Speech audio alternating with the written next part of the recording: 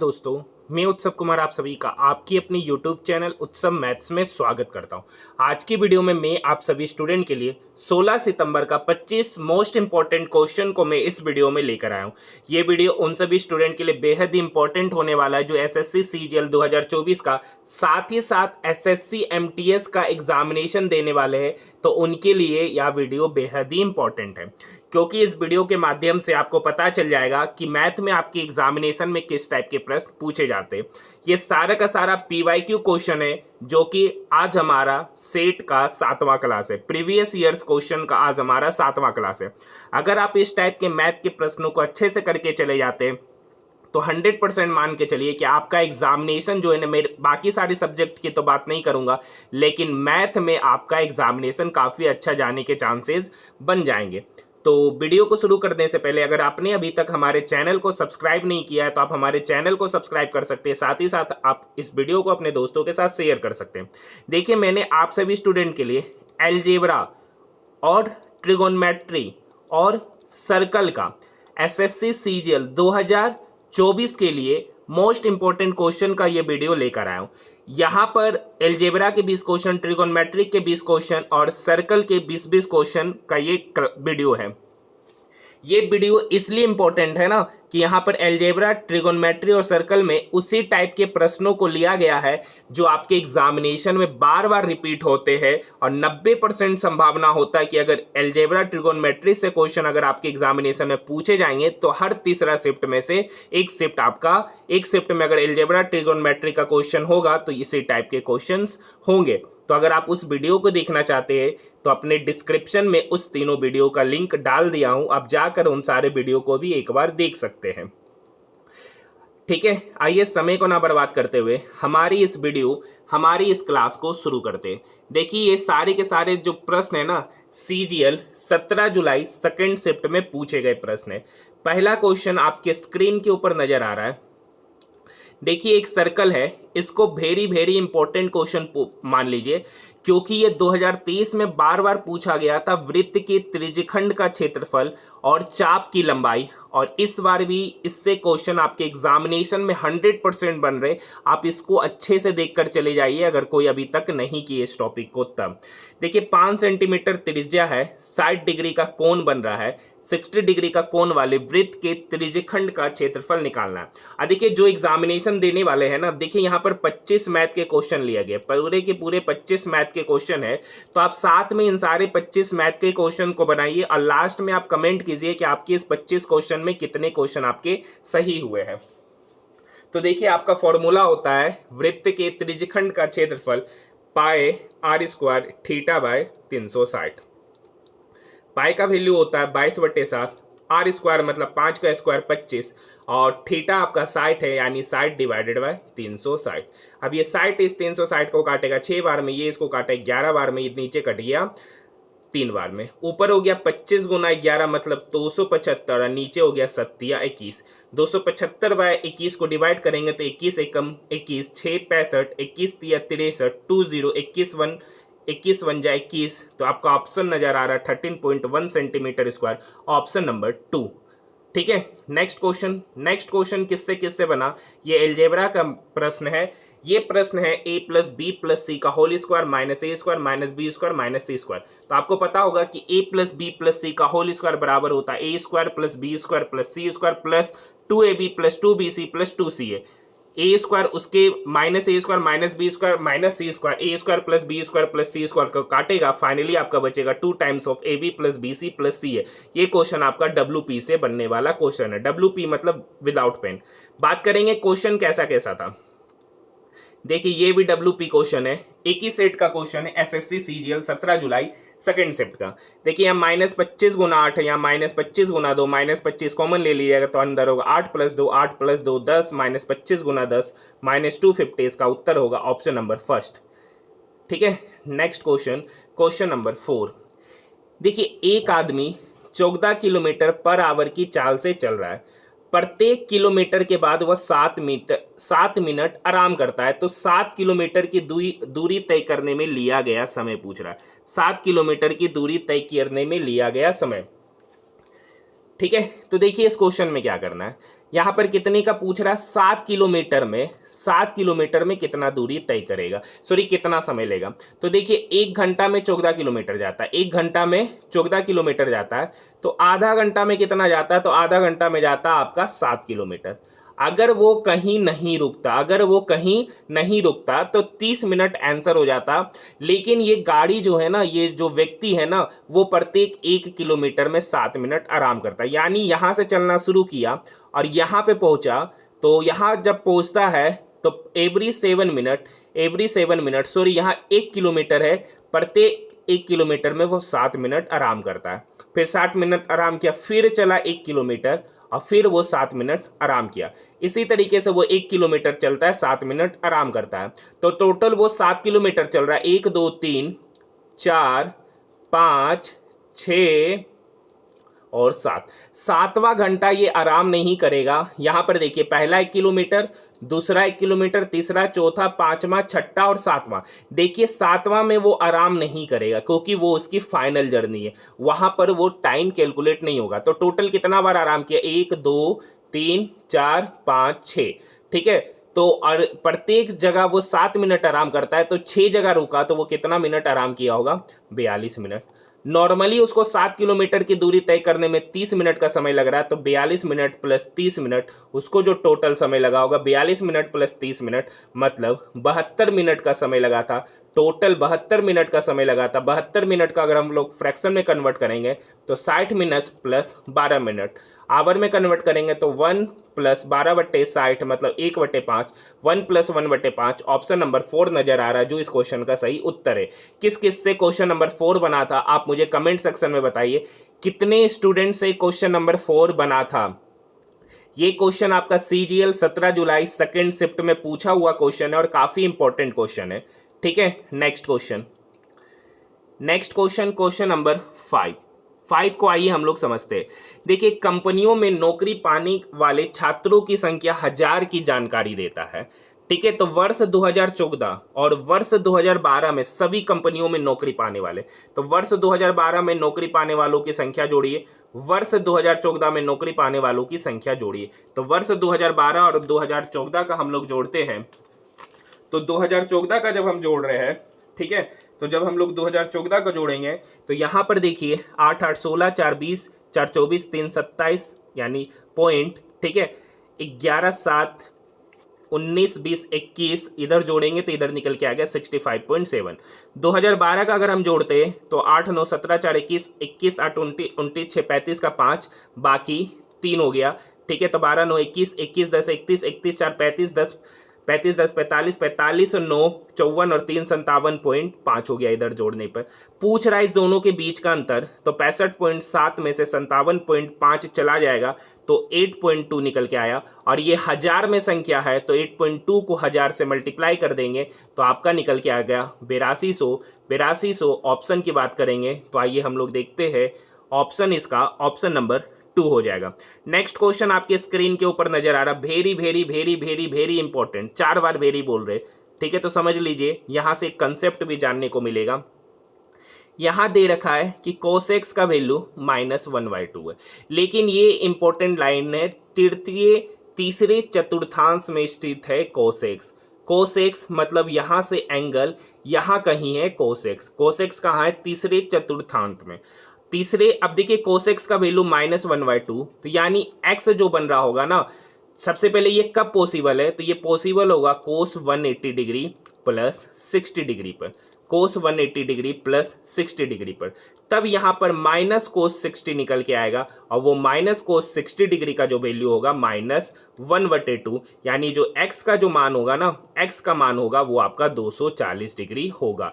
x का जो मान होगा 240 डिग्री होगा, क्योंकि थर्ड क्वाड्रेंट में बोल रहा है कि जो x है ना तीसरे चतुर्थांश में, और तीसरा मतलब थर्ड क्वाड्रेंट में कोस क्या होता है, नेगेटिव होता है। खाली यहाँ पे टेन और कोट पॉजिटिव होता है, बाकी सब नेगेटिव। तो आपसे पूछ रहा है 10x, ठीक है, मतलब 10 240 को हम लोग लिखेंगे 180 प्लस 60, तो 10 180 प्लस थीटा आपका 10 60 डिग्री हो जाएगा, और 10 60 डिग्री का वैल्यू √3 हो जाएगा, क्योंकि आपका 180 प्लस थीटा थर्ड क्वाड्रेंट में होगा, थर्ड क्वाड्रेंट में आपका 10 पॉजिटिव होता है। आप लोग मुझे कमेंट सेक्शन में जवाब दीजिए कितने ऐसे स्टूडेंट थे जिनसे क्वेश्चन नंबर 6 का सॉल्यूशन हुआ था। आइए नेक्स्ट क्वेश्चन की ओर हम लोग बढ़ रहे हैं। नेक्स्ट क्वेश्चन नंबर 7 आसान क्वेश्चन है, ठीक है, और इम्पोर्टेंट क्वेश्चन है आपके एग्जाम के रिगार्डिंग। देखिए 15% का छूट दिया, 100 रुपया किसी वस्तु का दाम था, 15% का छूट दिया तो 85 में बेचे। एक वॉशिंग मशीन का मूल्य 15% छूट देने के बाद एक वॉशिंग मशीन का मूल्य 29,750 है, यानी 85 यूनिट का ही वैल्यू आपका 29,750 रुपया है। तो यहाँ से अगर हम इसको काटेंगे तो ये 17 बार में कटा और यहाँ काटेंगे तो ये 5,950 बार में। अब ये 17 से ये कटेगा, 17 तिया 51, 8 17 पचे 85, 350 बार में। एक यूनिट का वैल्यू 350, एमपी माने हैं 100 यूनिट, तो 350 गुना 100 यानी 35,000 हो गया। 35,000 ये आपका सीपी नहीं है, आपसे पूछ रहा वॉशिंग मूल्य का क्रय मूल्य, वॉशिंग मशीन का क्रय मूल्य, और उस क्रय मूल्य पर 12% का लाभ होता है जब उस वस्तु को अंकित मूल्य पर बेचा जाता है, उस वस्तु को जब अंकित मूल्य पर बेचा जाता है। तो यहाँ पर जब हम बात करेंगे तो यानी 12% का लाभ हुआ, यानी सीपी का 12% का फ्रैक्शन वैल्यू होता है 3/25, यानी 25 का माल 28 पे बेच रहे, यानी 28/25 का ही वैल्यू यहाँ दे रखा है 35,000, ठीक है। अब देखिए यहाँ से काटेंगे, 7 से कटा 4 बार में, ये 7 से कटा 5 बार में, ठीक है। अब ये 25 इक्वल के इधर आएगा तो 125 गुना 1000 डिवाइडेड बाय 4। अब ये 4 जो है ना, अगर इस 1000 को काटेगा 250 बार में। अब 125 गुना 25, 125 गुना 25 आपका 3125 होता है, और 3125 पर एक जीरो बैठा देंगे। क्यों 125 गुना 25 3125 हो जाएगा, और 3125 में जीरो बैठा देंगे, यानी इस क्वेश्चन का सही उत्तर ऑप्शन नंबर 2 हो जाएगा। आइए नेक्स्ट क्वेश्चन की ओर हम लोग बढ़ रहे हैं। नेक्स्ट क्वेश्चन आपके स्क्रीन के ऊपर क्वेश्चन नंबर 8। क्वेश्चन नंबर 8 क्या कह रहा है, देखिए इस क्वेश्चन को बताने की आवश्यकता नहीं है। एक मेज 3,000 रुपये में खरीदी जाती है, एक मेज 3,000 रुपये में खरीदी जाती है और 3200 रुपया में बेच दी गई, तो लाभ या हानि बताइए। तो ये क्वेश्चन क्या बताने की आवश्यकता, आप सभी को पता होगा कि इसका उत्तर क्या होगा। इससे हल्का क्वेश्चन नहीं पूछा जा सकता। ये क्वेश्चन अच्छा क्वेश्चन पूछा गया है और आसान क्वेश्चन है, वेरी वेरी इंपॉर्टेंट क्वेश्चन भी बोलिए और आसान क्वेश्चन भी बोलिए। देखिए एक व्यक्ति ने पहले वर्ष में 5% की वार्षिक साधारण ब्याज पर ऋण लिया, जिसमें दूसरे वर्ष से आगे के प्रत्येक वर्ष में 0.5% साधारण ब्याज की वृद्धि की जाती है। 4 वर्ष बाद उसने ऋण को पूरी तरह से चुकाने के लिए ब्याज के रूप में कुल कितने 4600 टोटल 4600 रुपये का भुगतान किया। देखिए पहला बार 5% का ब्याज दिया, हर साल 0.5% बढ़ता है, तो दूसरा बार 5.5% का ब्याज दिया, अगला बार 6 दिया क्योंकि हर बार पहले से 0.5 बढ़ जाता है, और चौथा साल 6.5% का ब्याज दिया, और एक्चुअली में टोटल जो अमाउंट दे रहा है 4600 रुपया दे रहा है। तो इस सबको जोड़िए तो यहाँ 6.5 6 6 12 6 3 18 5 23 यूनिट, यानी 23 यूनिट का ही वैल्यू, यानी 30% का ही वैल्यू, 30% ब्याज है और यही 30% का वैल्यू 4600 है, तो 1% का वैल्यू हो गया आपका 200। अब परसेंटेज में कोई भी अपने आप में 100% होता है, मतलब टोटल ऋण कितना लिया, मतलब जितना का भी ऋण लिया उसमें से 23% वो खाली ब्याज चुका रहा है, 23% ब्याज चुका रहा है, तो ओरिजिनल में 100% था और 1% का वैल्यू 200, तो 100% का वैल्यू हो जाएगा 200 गुना 100 मतलब 20,000 रुपया, ऑप्शन नंबर फर्स्ट। अब आप लोग कमेंट सेक्शन में बताइए किससे किससे क्वेश्चन नंबर 9 का सॉल्यूशन हुआ। ये क्वेश्चन आपका इजी टू मॉडरेट इस क्वेश्चन को बोलेंगे। देखिए ये क्वेश्चन हार्ड नहीं है, बस थिंकिंग कैसे सोचना है, ठीक है, यहाँ तक बात समझ में। दूसरा तरीका क्या है, तो अगर मान लेंगे प्रिंसिपल पी है तो पहला साल 5% की दर से, चूंकि साल 1 है तो बट्टे 100, प्लस दूसर का साल P इंटू 5.5, दूसर का साल भी पहला से दूसरा जा रहा है तो साल 1 ही है, उसी तरीके से P गुना 6 गुना 1/100, उसी तरीके से P गुना 6.5/100, और यही ब्याज आपका 4600 है। नेक्स्ट क्वेश्चन की ओर हम बढ़ रहे हैं। Question number 10। क्वेश्चन नंबर 10 क्या कर रहा है, देखिए एक थैला में, सबसे पहले हम लोग इस क्वेश्चन को बात कर रहे हैं CGL 2024 का most very very very important question. ये क्वेश्चन बार बार आपके एग्जामिनेशन में पूछे जाएंगे। CGL 2024 का जो 16 से 26 सितंबर के बीच में एग्जामिनेशन है, वहां कौन से क्वेश्चन पूछे जाएंगे, 100% पूछे जाएंगे। एक थैला है, ठीक है, जो थैला में सिक्कों की संख्या का अनुपात 2:3:5 है, उसमें 50 पैसा का सिक्का, मतलब रुपये में बात करेंगे तो 1/2 रुपया, 25 पैसा का सिक्कों की संख्या 3 यूनिट है, और 25 पैसों के सिक्कों की संख्या मतलब 1/4, और 20 पैसे के सिक्कों की संख्या 5 यूनिट है, यानी 20 पैसा मतलब 1/5। अगर हम लोग यहाँ से रेशियो लेंगे तो यहाँ तो 1 यूनिट हो गया, ठीक है। उसके बगल में अगर हम बात करेंगे तो 3/4 हो जाएगा, क्योंकि 3 यूनिट पैसा है 1/4 रुपये का, तो 3/4 रुपया हो जाएगा, इंटू 5:1/5 मतलब 1। रेशियो ले लेंगे तो 4:3:4 हो जाएगा। अब देखिए यहाँ पे टोटल धनराशि 550 है, यहाँ पर एक्चुअल धनराशि 4 + 4 8, 8 + 3 11 यूनिट है। 11 यूनिट का ही वैल्यू आपका 550 रुपया दे रखा है, तो 1 यूनिट का वैल्यू आपका 50 रुपया हो गया। 1 यूनिट का वैल्यू आपका 50 रुपया हो गया। तो पूछ रहा 50 पैसे के सिक्के और 20 पैसे के सिक्कों की धनराशि के बीच में अंतर। तो देखिए कुछ निकालने की आवश्यकता नहीं थी। अगर आप इस क्वेश्चन को अगर आप पढ़ लेते ना, अगर आप इस क्वेश्चन को लास्ट में पढ़ लेते, जैसे मैंने अभी नहीं पढ़ा, अगर आप इसे पढ़ लेते तो डायरेक्ट इसका आंसर ऑप्शन नंबर 1 मारते, क्योंकि यहाँ पर आप देख सकते हैं कि जो 50 पैसा का सिक्का है और 20 पैसा का जो सिक्का है, उनका जो क्वांटिटी है ना, उनका जो वैल्यू है ना, वो सेम है। तो उन दोनों का बीच का अंतर ऑप्शन नंबर 1 हो जाएगा, क्योंकि इन दोनों के बीच का अंतर 0 रुपया है। यही इस क्वेश्चन का सही उत्तर है, option number 1।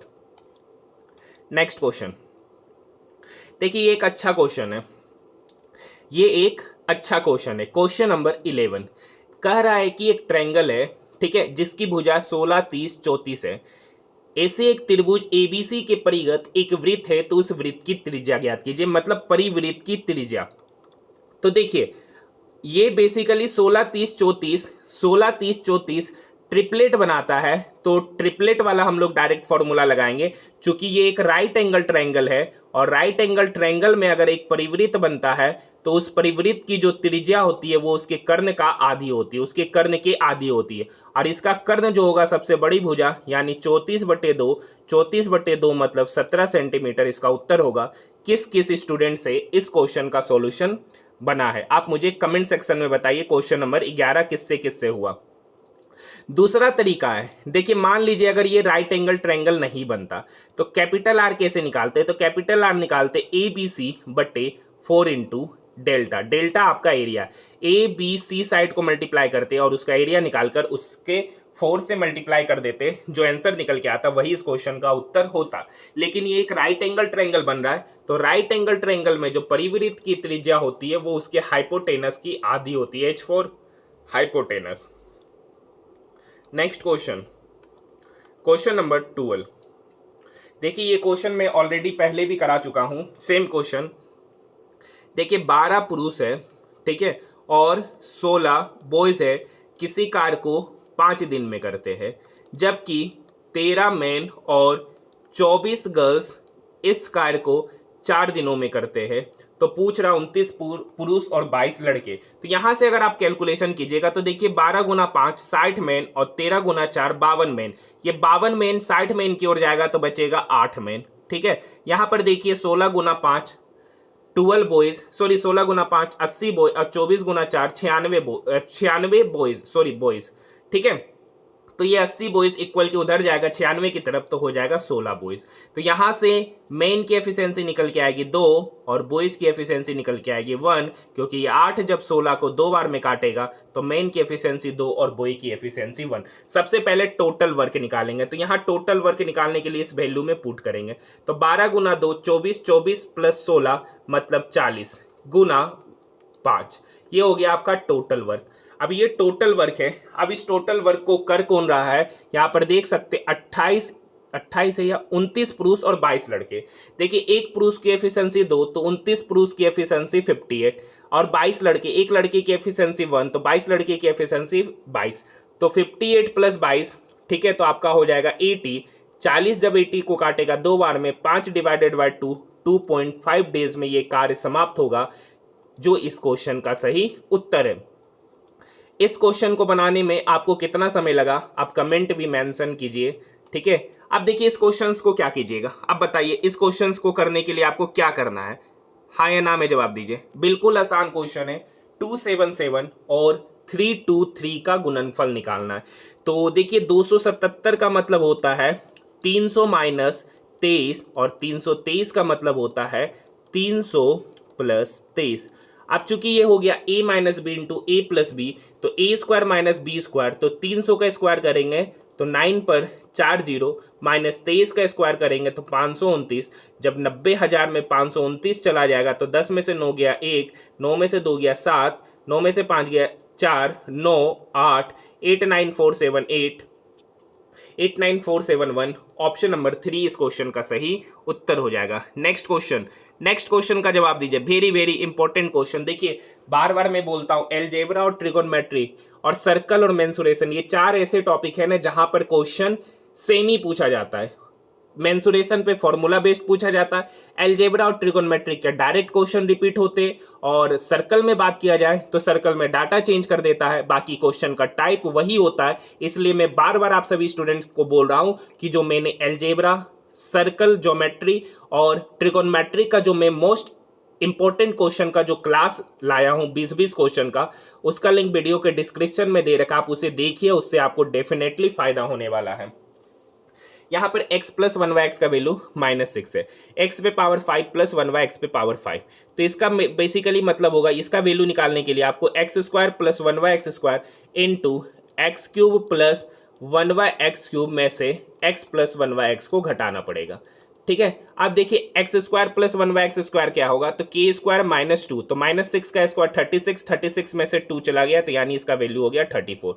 X cube plus 1/x cube निकालना है तो -6 का होल क्यूब -3 इंटू -6 होता है, क्योंकि के क्यूब -3 के, तो -216, -216 प्लस 18 डेट मीन्स 198, और x प्लस 1/x -6 है तो माइनस ऑफ -6 मतलब +6 हो जाएगा। ठीक है, अगर हम लोग यहाँ पर मल्टीप्लाई करते तो 198 को जब हम 34 से मल्टीप्लाई करेंगे ना, तो 198 को जब हम ये चूंकि माइनस साइन में है, तो 198 को जब हम 34 से मल्टीप्लाई करेंगे तो 8 चौक 32 यानी -67 आएगा। 67 आएगा, जब उसमें 6 जोड़ देंगे तो इसका वैल्यू -67 निकल के आ जाएगा, जो इस क्वेश्चन का उत्तर ऑप्शन नंबर 4 है। ये क्वेश्चन किस किस स्टूडेंट से बना है, क्वेश्चन नंबर 14 किससे किससे बना है, आप कमेंट में जवाब जरूर दीजिए, अपनी हाजिरी जरूर लगा दीजिए सर। ठीक है, अगर वीडियो पसंद आए तो चैनल को सब्सक्राइब जरूर कीजिएगा, और साथ ही साथ इस वीडियो को अपने दोस्तों के साथ शेयर जरूर कीजिएगा। यदि किसी घन के एक पृष्ठ का परिमाप दे रखा है, घन का कोई भी एक पृष्ठ का परिमाप दे रखा, मतलब घन का जो पृष्ठ होगा वो एक वर्ग होगा, और उस वर्ग का परिमाप 40 है, और वर्ग का जो परिमाप होता है वो 4 इंटू साइड होता है, यानी 4 इंटू साइड का ही वैल्यू दे रखा है 40, तो यहाँ से आपका साइड पता चल गया 10 cm। तो पूछ रहा उस घन का आयतन, घन का आयतन होता है साइड क्यूब मतलब 10 का क्यूब, 10 का क्यूब मतलब 1000 cm क्यूब। ये ऑरली बनने वाला क्वेश्चन था, ये विदाउट पेन बनने वाला क्वेश्चन था, तो किससे किससे ये विदाउट पेन बना है आप कमेंट सेक्शन में जवाब दीजिएगा। अब बाकी यहाँ समझाने के लिए सारा पोर्शन लिखा जाता है। ठीक है, आइए नेक्स्ट क्वेश्चन की ओर बढ़ रहे। नेक्स्ट क्वेश्चन देखिए, सार्थक और मोहन को एक समारोह के लिए कमरे को सजाने का काम सौंपा गया। सार्थक पूरे कमरे को 12 दिन में, जबकि मोहन पूरे कमरे को 15 दिन में सजाता है, तो दोनों साथ में। तो देखिए दो व्यक्ति है, सार्थक और मोहन। आसान क्वेश्चन है, देखिए 12 और 15 कैल्सियम 60 हो जाएगा, 12 पचे 60, 15 चौक 60, तो 5 4 9, 60 डिवाइडेड बाय 9, 60 डिवाइडेड बाय 9 मतलब 6.67 इसका उत्तर हो जाएगा। अगर एक तरीके से बोलिएगा, अगर आप थोड़ा आगे का सोच सकते हैं तो ये भी विदाउट पेन बनने वाला क्वेश्चन है। ठीक है, तो सार्थक 12 दिन में काम कर रहा है और मोहन 15 दिन में, तो 12 15 कैल्सियम 60, तो 12 दिन में 60 काम, तो सार्थक की एफिशिएंसी 5। मोहन की बात करेंगे, मोहन 15 दिन में 60 काम कर रहा है, तो मोहन की एफिशिएंसी 4। टोटल दोनों साथ में वर्क कर रहे हैं, तो 60/9, 60/9 मतलब 60/9, 9 छक 54। ठीक है, 6.666 जाएगा, और 6.66 जाएगा तो इसी पर रेकरिंग हो जाएगा, 6.6 का रेकरिंग, या उसे 6.67 भी कहते। इस क्वेश्चन का सही उत्तर ऑप्शन नंबर 4 हो जाएगा। देखिए ये चोर पुलिस वाला कहला है, कितना आएगा आपके एग्जाम में, मैं बार बार आपको बोल रहा हूँ। देखिए टाइम एंड डिस्टेंस से तो आप 2 जरूर कर लीजिए, एक तो चोर सिपाही वाला और एक वृत्ताकार पथ वाला। एक वृत्ताकार पथ वाला जिसमें दोनों व्यक्ति सेम डायरेक्शन में जाते हैं या दोनों अपोजिट डायरेक्शन में जाते हैं, तो पहली बार कब मिलेंगे। तो ये 2 टॉपिक टाइम एंड डिस्टेंस से आपके एग्जामिनेशन CGL 2024 में मैक्सिमम शिफ्ट में देखने को मिल सकते हैं। ठीक है, वैसे ये क्वेश्चन आपका 17 जुलाई सेकेंड शिफ्ट में पूछा गया क्वेश्चन है। क्वेश्चन क्या है, क्वेश्चन कह रहा है कि देखिए सिपाही राम चोर सोमेश से 225 मीटर पीछे है। ठीक है, ये 225 मीटर पीछे है। 1 मिनट में राम 50 मीटर, मतलब इसकी स्पीड होगी 5/6 मीटर पर सेकेंड, क्योंकि 1 मिनट में 50 मीटर जा रहा है तो 1 सेकंड में कितना आ जाएगा 5/6, और ये 1 सेकंड में कितने जाएगा, ये 1 सेकंड में जाएगा 3/6 मीटर पर सेकंड। अब चूंकि दोनों के स्पीड का अगर हम रेशियो लेंगे तो 5:3 हो गया, और यही उनके डिस्टेंस का रेशियो हो गया। यहाँ पर एक्चुअली में पुलिस जो है ना 2 यूनिट ज़्यादा चल रहा है, और यही 2 यूनिट का वैल्यू आपको यहाँ पर 225 मीटर दे रखा है। तो आपको निकालना पुलिस कितना दूरी तय किया, तो 5 यूनिट, 2 यूनिट का वैल्यू 225 मीटर, तो 5 यूनिट का वैल्यू होगा 225 गुना 5। जब 225 को 5 से गुना करेंगे तो 1125, यानी 1125 डिवाइडेड बाय 2 हो जाएगा, यानी टोटल डिस्टेंस पता चल गया 1125/2। ठीक है, ये आपका टोटल डिस्टेंस है। अब इस टोटल डिस्टेंस को जो कवर कर रहा है पुलिस किस स्पीड से कवर कर रहा है, तो 5 गुना 5/6, तो 6 ऊपर चल जाएगा। ये 5 1125 को काटेगा, काट लेते हैं।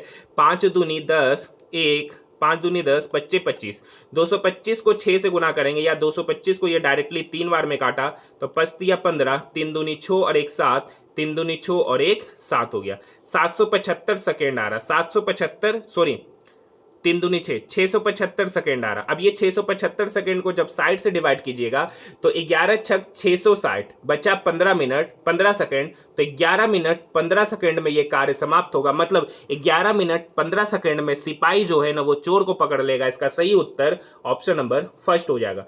किस किस से ये क्वेश्चन बना है आप मुझे कमेंट सेक्शन में जवाब दीजिएगा। इस क्वेश्चन को हम लोग इजी टू मॉडरेट बोलेंगे। देखिए क्वेश्चन इजी है, बस इसका डाटा क्या दे दिया है, थोड़ा कैलकुलेटिव टाइप दे दिया। क्वेश्चन तो इजी है लेकिन मॉडरेट इसको इसलिए रख रहे हैं कैलकुलेशन की वजह से। नेक्स्ट क्वेश्चन की ओर हम लोग बढ़ रहे हैं। देखिए इस टाइप का क्वेश्चन अगर ट्रिगोनोमेट्री में करा है कि नहीं करा है आप लोगों को, देखिए हुबहू तो सेम नहीं मिलेगा लेकिन इस टाइप के क्वेश्चन जरूर करा है। वहां पे जो डाटा दे रखा था ना, वहां पे डाटा दे रखा था कुछ और पर। देखिए कोस ए प्लस बी बराबर ये फॉर्मूला है, आप सभी को पता होगा। अगर नहीं पता है तो देखिए क्वेश्चन में हिंट ही दे रखा है। ऐसे अगर इस क्वेश्चन को बढ़िया क्वेश्चन कैसे कहा जा सकता था, जब आपसे डायरेक्टली पूछ देता कोस 75 डिग्री का फॉर्मूला क्या होगा। चूंकि ये फॉर्मूला इसलिए दे दिया है ना क्योंकि ये क्लास 12 का सिलेबस के अकॉर्डिंग है। क्लास 10 में कोस ए प्लस बी बराबर क्या फॉर्मूला होता है ये नहीं दे रखा एनसीईआरटी के सिलेबस के अनुसार। ठीक है, बाकी आईसीएसई बोर्ड वाले को क्लास 10 में ही इसकी जानकारी हो जाती है। देखिए कोस 75 को हम लोग लिख सकते हैं कोस 45 डिग्री प्लस 30 डिग्री, हाँ या ना में बोलिए। अब देखिए कोस 45 प्लस 30 तो कोस ए इंटू कोस बी, और कोस 45 का वैल्यू होता है 1/√2 इंटू कोस 30 डिग्री, कोस 30 डिग्री का वैल्यू होता है √3/2 माइनस साइन 45 का वैल्यू होता है 1/√2 इंटू साइन 30 का वैल्यू होता है 1/2। अब नीचे अगर एलसीएम ले लेंगे तो इधर हो गया 2√2, ऊपर में जाएंगे तो √3 - 1। देखते हैं ऑप्शन में, तो ऑप्शन में कहीं नहीं नजर आ रहा है। क्यों नहीं नजर आ रहा है, क्योंकि यहाँ रेशनलाइजेशन कर दिया है, नीचे इरेशनल में नंबर नहीं रखा है तो ऊपर नीचे √2 से क्या किया, मल्टीप्लाई किया। जब √3 √2 से मल्टीप्लाई हो गया तो ऊपर हो गया √6, और √2 जब 1 से हो गया तो √2 बटे √2 इंटू √2 इंटू √2 2 इंटू 2 4, इसलिए इसका आंसर आपका ऑप्शन नंबर 4 में नजर आ रहा है। क्वेश्चन कुछ नहीं, अगर इतना भी होता है ना तो भी आपका आंसर था, बस आंसर को थोड़ा सा क्या कर दिया, घुमा के किसी और तरीके से लिख दिया। देखिए जो मैंने अलजेब्रा का क्वेश्चन कराया था कल ही, ठीक है, उस अलजेब्रा के क्वेश्चन में मैंने ये क्वेश्चन बताया था, A cot theta plus B cosec theta बराबर P, B cot theta plus A cosec theta बराबर क्यू, तो P square minus Q square जो होता है ना वो बराबर हो जाता है B square minus A square के। तो बहुत सारे स्टूडेंट तो इस वीडियो को देखे होंगे। अब मैं बार बार यही कहता था, वो क्वेश्चन आपने देखा होगा तो सीजीएल 2022 का क्वेश्चन था, और ये क्वेश्चन आपका सीजीएल 2023 का 17 जुलाई को पूछा गया। तो आप समझ सकते हैं ना कि अलजेब्रा के हर क्वेश्चन आपके हर एक एग्जामिनेशन में पूछे जाते, मैक्सिमम चांसेस बनते रिपीट होने के। इसलिए मैं बार बार बोलता हूं कि पीवाईक्यू क्वेश्चंस को जरूर बनाइए, खासकर अलजेब्रा, ट्रिगो, सर्कल और मेंसुरेशन के। और ज्योमेट्री के। तो इन सारे टॉपिक को अगर आप अच्छे से कर लेते हैं ना तो 100% मान के चलिए अलजेब्रा, ज्योमेट्री ये सब में जो क्वेश्चन बनाएगा ना वहां पर आप बहुत टाइम को सेव कर सकते हैं, क्योंकि बहुत सारे का क्वेश्चन बना बना के ही आपको आंसर याद हो गया होगा। जैसे एक बात बोले थे कि अगर x प्लस 1/x का वैल्यू 5 दे रखा है तो x³ प्लस 1/x³ का वैल्यू कितना होगा। तो जो मैथ का अलजेब्रा क्वेश्चन बनाएगा तो उससे पूछिए, उसको ये क्वेश्चन याद हो जाएगा, उसको पता है कि यहाँ पर उसका वैल्यू 110 होता है। क्योंकि अगर उसी तरीके से अगर x प्लस 1/x का वैल्यू 3 है तो बहुत सारे स्टूडेंट को पता होगा कि x³ प्लस 1/x³ कितना होगा। बहुत सारे स्टूडेंट का रटा हुआ होगा, उसका वैल्यू 18 होता है। ऐसा इसलिए है ना क्योंकि वो बार बार क्वेश्चन पूछा जाता है आपके एग्जामिनेशन में, क्योंकि सीजीएल में बार बार बोलते अलजेब्रा से, ट्रिगोनोमेट्रिक से, मेंसुरेशन से, सर्कल से, ज्योमेट्री से बार बार क्वेश्चन सेम ही डाटा पे रिपीट होते हैं, पीवाईक्यू क्वेश्चन। तो उन सारे क्वेश्चंस को अच्छे से कीजिए। और मैं ऑलरेडी आप लोगों के लिए पीवाईक्यू लाया हूं और ये आपके लिए बेहद ही इंपॉर्टेंट होगा, बार बार बोलते हैं। आप इस वीडियो को कंप्लीट देखिए और एग्जामिनेशन से छूटने के बाद आप टेलीग्राम मैसेज का लिंक है, आप मुझे क्वेश्चन मत शेयर कीजिए लेकिन पेपर बताइए कि ये जो पीवाईक्यू सीरीज जो मैंने आप सभी स्टूडेंट के लिए लाया उससे आपको कितना फायदा मिला है। क्वेश्चन शेयर नहीं करना है, सिर्फ आपको इतना बताना है कि इस पीवाईक्यू सीरीज से आपको कितना फायदा मिला है। आइए नेक्स्ट क्वेश्चन। नेक्स्ट क्वेश्चन है क्वेश्चन नंबर 20। ठीक है, देखिए ये क्वेश्चन बहुत ही इंपॉर्टेंट क्वेश्चन है और इससे आपके एग्जामिनेशन में सीजीएल हो, एमटीएस हो, कोई भी एग्जामिनेशन हो, परसेंटेज में वोटर वाला क्वेश्चन पूछा जाता है। क्वेश्चन क्या है, क्वेश्चन को एक बार पढ़ लीजिए। देखिए, एक निर्वाचन क्षेत्र की मतदाता सूची में शामिल कुल लोगों में से 90% लोगों ने एक चुनाव के दौरान मत डाले, यानी 100 यूनिट वोटर थे तो 90% लोगों ने ही वोट का प्रयोग किया। उसमें से 15% वोट अवैध घोषित हो गए, तो 90 का 15% मतलब 15 नमा 135 यानी 13.5% मतलब 13.5 यूनिट वोट जो था ना वो इनवैलिड हो गया। तो वैलिड वोट कितने बचे, तो 15 में से ये 13 है, यहाँ पर जो लिखा हुआ है ना 13.5 है, तो 90 में से वैलिड वोट जो बचे हैं 90 माइनस 13.5, तो 90 में से 13.5 घटा देंगे तो 76.5 वोट जो है ना वैलिड है। आगे पढ़िए। जीता हुआ कैंडिडेट वैध मतों का 60% मत प्राप्त करता है और उसे टोटल 91,800 वोट मिला। तो देखिए टोटल वैलिड वोट थे 96.5 यूनिट। उस जीता हुआ कैंडिडेट इसका 60% वोट लाता है और टोटल जो यहाँ पर वोटिंग दे मतलब उसको टोटल वोट मिलते 91,800। तो यहाँ से डेसिमल हटाएंगे तो नीचे 10 आएगा और यहाँ से परसेंटेज हटाएंगे तो नीचे 100 आएगा, इधर जाके 1000 बन जाएगा। ठीक है, अगर हम बात करते हैं एक जीरो से तो पहले ही काट देना चाहिए था। अब ये 6 इस इधर की बात करें, 6 कम 6, 6 पचे 30, 6 तिया 18 और यहाँ 100 गुना 100 इधर लिख देते हैं, 1 पे 4 जीरो। अब देखिए ये 153 इस 765 को काटेगा 5 बार में, ये 5 इस 10,000 को काटेगा 5 दूनी 10 2000 बार में, और टोटल वोटर हमने माना था 100 यूनिट, 1 यूनिट का वैल्यू 2000, तो 100 यूनिट का वैल्यू हो जाएगा 2000 गुना 100 मतलब 2 लाख। ऑप्शन नंबर 4 इस क्वेश्चन का सही उत्तर होगा। ये क्वेश्चन किससे किससे बना है, क्वेश्चन नंबर 20 किससे बना है, कमेंट सेक्शन में जवाब जरूर दीजिएगा। नेक्स्ट क्वेश्चन की ओर बढ़ रहे हैं। नेक्स्ट क्वेश्चन देखिए, नेक्स्ट क्वेश्चन मैंने आपको बोला हूं ना सर्कल का डीसीटी को अच्छे से करके चले जाइए। डीसीटी का फॉर्मूला बेस्ड ही क्वेश्चन पूछे जाते हैं, डीसीटी, टीसीटी, ठीक है, कॉन्सेंट्रिक सर्कल, ठीक है, जीवा वाला, वो सारे को देखकर चले जाइए जो कि मैंने ऑलरेडी कराया ही है। देखिए यहाँ पर दे रखा है अनुस्पर्श रेखा की लंबाई, ओवेनिस्ट अनुस्पर्श रेखा की लंबाई, ठीक है, यानी ये लंबाई आपसे पूछ रहा है और इनके सेंटर की भी जो बीच की दूरी है ना वो 26 है। डायरेक्ट कॉमन टेंजेंट आपसे पूछ रहा है और ये रेडियस आपका 8 है और ये रेडियस आपका 16 है। ठीक है, तो इस पॉइंट का अगर हम नाम दे देते हैं ए बी, तो यहाँ से ए बी जो होगा ना, ए बी बराबर होता है आपको पता होगा square root under d square minus R1 minus R2 का होल स्क्वायर। अब यहाँ पे चूंकि डी का वैल्यू 26 है तो 26 का स्क्वायर करेंगे तो 676 माइनस रेडियस का डिफरेंस तो 16 माइनस 8 8 8 का स्क्वायर करेंगे तो 64। 676 में से 64 चला गया तो इधर हो गया 6 में से 4 गया 2, ठीक है, 612 हो गया। यहाँ पे पता चल गया 612। 612 का जब हम स्क्वायर रूट लेंगे तो 2√153 निकल के आ जाएगा जो इस क्वेश्चन का सही उत्तर है। ये क्वेश्चन इजी क्वेश्चन था आइए नेक्स्ट क्वेश्चन। देखिए ये क्वेश्चन क्या कर रखा है, मैं आपको बोला हूं कि सीजीएल हो, एमटीएस हो, सीएचएसएल हो, डिविजिबिलिटी से आपके एग्जामिनेशन में क्वेश्चन पूछे जाते हैं। भले क्वेश्चन रिपीट ना हो, लेकिन डिविजिबिलिटी से 100% आपके शिफ्ट में क्वेश्चन जरूर पूछे जाते हैं। क्या क्वेश्चन पूछा जाता है, हर बार क्वेश्चन अलग होता है, क्योंकि यहाँ क्वेश्चन इजी होते हैं, ठीक है, और कुछ भी डाटा लेकर कैलकुलेशन कराया जा सकता है। देखिए 132 का जब आप प्राइम फैक्टराइजेशन कीजिएगा ना, तो हम ज्यादा नहीं करेंगे, तो 11 गुना 12 होगा। अब 12 को हम लोग लिख सकते हैं 4 गुना 3, यानी यहां नंबर चेक करना है कि कौन कौन सा नंबर 11, 4 और 3 से लग रहा है। तीनों से लगना चाहिए, 11 से भी, 4 से भी, 3 से। अगर एक ऐसा नंबर जो 3 से भी लग रहा है, 4 से भी लग रहा है और 11 से भी लग रहा है, तो वो 132 से भी लगेगा। तो यहां पर बहुत सारे नंबर दे रखा, उसकी संख्या को पूछ रहा है, जो 11 से भी लगता है, 4 से भी लगता है, 3 से लगता है। तो यहां पर हम ज्यादा तो नहीं देखेंगे। देखिए ये 660 है, ये 660 आपका 11 से भी लग रहा है, 4 से भी लगता है, क्योंकि लास्ट का 2 डिजिट नंबर 60 है, वो 4 से डिवाइड होता है, 3 से भी लगेगा, 6 6 12। तो एक नंबर तो ये हो गया। उसी तरीके से आगे सोचना, देखिए 54, 54 4 से नहीं लगेगा, ये ऐसे ही कट गया। 24 ये लगेगा 4 से, अगर 3 से बात करेंगे 3 से भी लगेगा, लेकिन ये 11 से नहीं लगेगा, क्योंकि 9 4 13। हाँ ये 11 से भी लगेगा, तो ये भी हो जाएगा। एक हो गया आपका 660, एक हो गया 924, ये आपका, ये दोनों 132 से लगेगा, ये दोनों लगेगा। आगे चलेंगे तो 52, 52 4 से कटता है, 5 4 9, 3 12, 3 से भी लग रहा है, 4 2 6, 6 6 0, यहाँ पे डिफरेंस 0 है, जो 0 भी 11 से लगेगा तो 1452 भी हो जाएगा।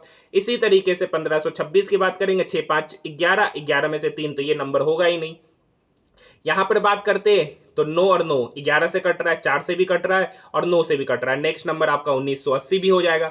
2045 की बात करते तो देखिए इसके डिजिट का ही सम 11 हो गया, ये ना तो 3 से लग रहा है ना 4 से लग रहा है, तो ये तो होगा ही नहीं। 2170 की बात करेंगे तो ये 4 से लगता ही नहीं है, तो इसका सही उत्तर टोटल 4 डिजिट है, 660, 924, 1452, 1980 टोटल नंबर्स पूछ रहा है। ऑप्शन नंबर 4 इसका सही उत्तर होगा। किससे किससे ये क्वेश्चन बना, कमेंट सेक्शन में जवाब जरूर दीजिएगा। नेक्स्ट क्वेश्चन, अच्छा बताइए ये क्वेश्चन मैं आपको ऑलरेडी कराया हूं कि नहीं कराया हूं। डाटा अलग था, ठीक है। 45 रुपया प्रति केजी का चावल वाला कोई था, ठीक है, उसको किस, क्या पूछ रहा है, 45 रुपया प्रति केजी के मूल्य वाले चावल की एक किस्म के साथ एक निश्चित मूल्य वाली चावल की एक दूसरी किस्म 3:2 के अनुपात में मिलाई जाती है। इस प्रकार बना मिश्रण का जो मूल्य है ना, वो 50 रुपया पर केजी है, और उनका जो अनुपात दे रखा है वो 3:2 दे रखा है। तो 50 में से 45 गया तो 5, यानी 2 ही यूनिट का वैल्यू, या 2 ही यूनिट का वैल्यू दे रखा है 5, तो 1 यूनिट का वैल्यू पता चल गया 5/2। तो इधर कितना है 3 यूनिट, 1 यूनिट का वैल्यू 5/2, तो 3 यूनिट का वैल्यू हो जाएगा 15/2, 15/2 मतलब 7.5। तो देखिए इधर से इधर घटाने पर ये आया है, तो इसमें ये जोड़ देंगे तो ये आ जाएगा, तो 50 में 7.5 जोड़ देंगे तो 7, यानी वो जो मिश्रण था ना वो 57.5 रुपया प्रति केजी था। ऑप्शन नंबर फर्स्ट इसका सही उत्तर हो जाएगा। नेक्स्ट क्वेश्चन की ओर बढ़ रहे हैं। देखिए नेक्स्ट क्वेश्चन आसान क्वेश्चन है, क्वेश्चन पढ़िए। यहां पर देखिए प्रतिमा है और दीक्षा है।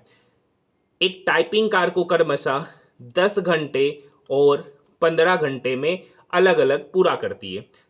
तो सबसे पहले डिफरेंस निकाल लीजिए, सॉरी एलसीएम लेंगे, तो 10 और 15 का एलसीएम 60 हो गया।